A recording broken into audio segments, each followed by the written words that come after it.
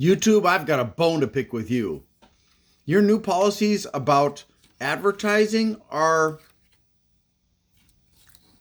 well, let's just say this. I'm not happy. First of all, I do not like having to sit through a 3-minute advertisement to watch a video. I think it's too long. I mean, I think most of us in the first 30 seconds or less, in my case, 5 seconds, have already decided whether we're interested in the advertisement or not. But we don't have a choice anymore to click away. We don't have a choice anymore to ignore advertisements on YouTube. Some of them, yes, but some of them, no. At the start of a video, no. I've had to sit through one 3-minute video advertisement and then another one before I can click away. Now, I don't see that often, but it does happen. To me, that's not okay. And this is even worse, is I'm seeing advertisements that I'm forced to watch sometimes that are clearly scams.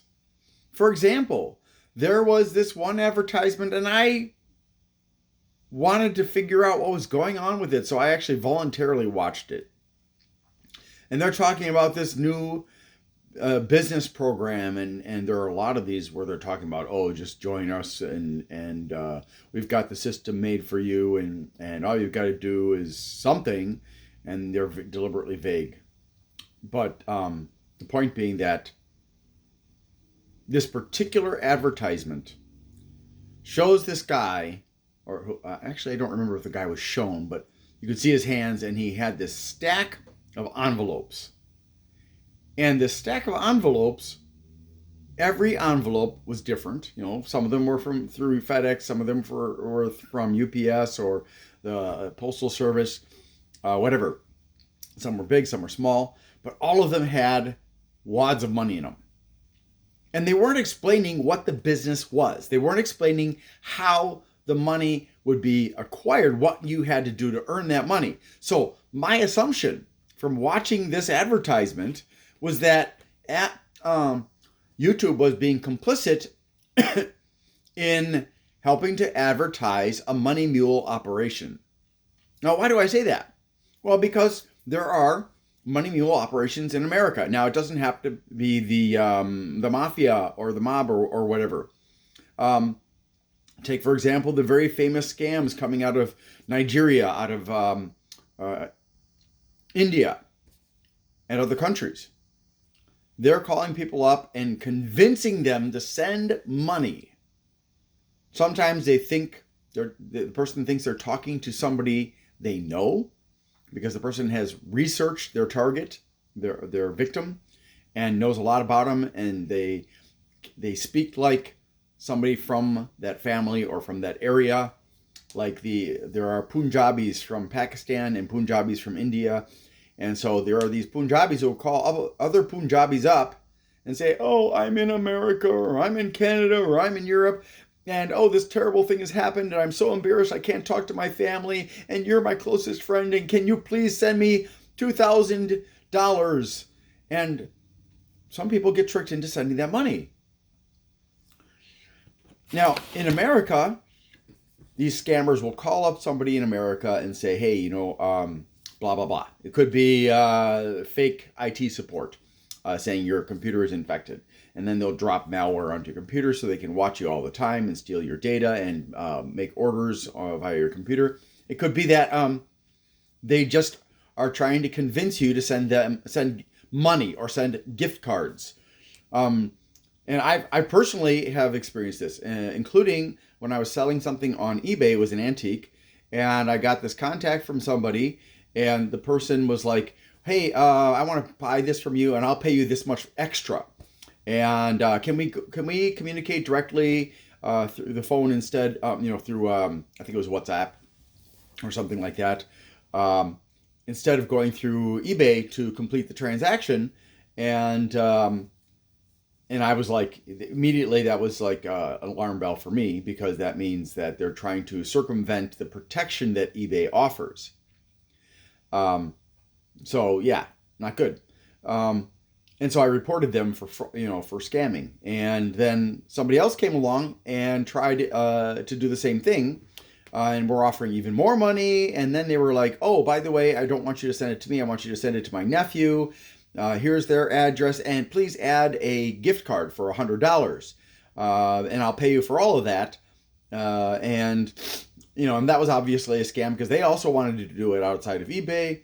And then I think there was a third person. And as soon as I saw them, I didn't even bother finish reading it because I could tell it was a scam. So I reported all three of them. All three of them were blocked. And then I just stopped listing that ad boutique because the only people who were responding were scammers. And so I saw this freaking advertisement that YouTube has allowed to be shown. And it looks like a money laundering operation, such like somebody from India calls you up and tricks you into sending money to somebody local, as in your same country. And so that person is responsible for receiving all these envelopes of money. And one of the envelopes, when they opened it, the money was actually hiding inside of a book, which is a standard tactic to try and prevent the post office or FedEx or whoever from knowing that it's a money shipment. And it just really irritates me that this advertisement was not looked at first to make sure, because YouTube should be doing their due diligence. They should know what they're allowing to be broadcast. How many people are going to get scammed? Now, why would you become a money mule? Because usually, unless the plan is just to rip you off, is they'll send all the money, they'll have all the money sent to you, and then you take your percentage. It could be 20%, it could be 5%, it could be 50%, I don't know.